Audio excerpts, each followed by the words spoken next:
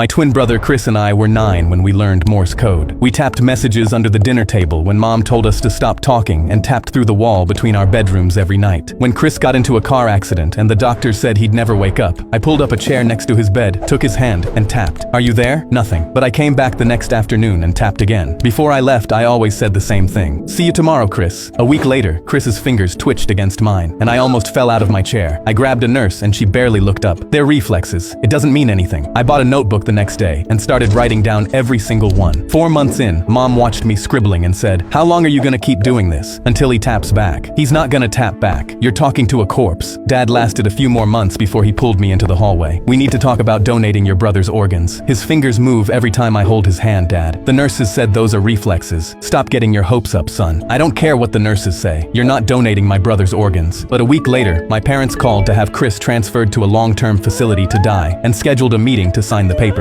The afternoon before the meeting, I tapped into his palm like always, but this time, something tapped back. Short, short, short. Long, long, long. Short, short, short. SOS. I grabbed his hand. "Chris, if that's you, squeeze once." He squeezed so hard my knuckles cracked. I stormed into the meeting room and told them my brother just responded to me. The caseworker said, "This is very common with families who aren't ready to let go." My parents nodded. I grabbed the transfer papers off the table. "You're not signing anything until you come see for yourself." I walked them to Chris's bed and grabbed his hand. "Ask him anything." The caseworker asked what year it was. Chris squeezed out the answer. "Count to 5. 5 perfect squeezes." His mother's name, tapped out letter by letter. By the 10th question she said, "He's still alive. We can't move him." Weeks later, I asked Chris what kept him fighting when everyone gave up. Heard Mom call me a corpse. Heard Dad say donate my organs. Heard all of them leave, except you. I asked why. "I wanted to see you too."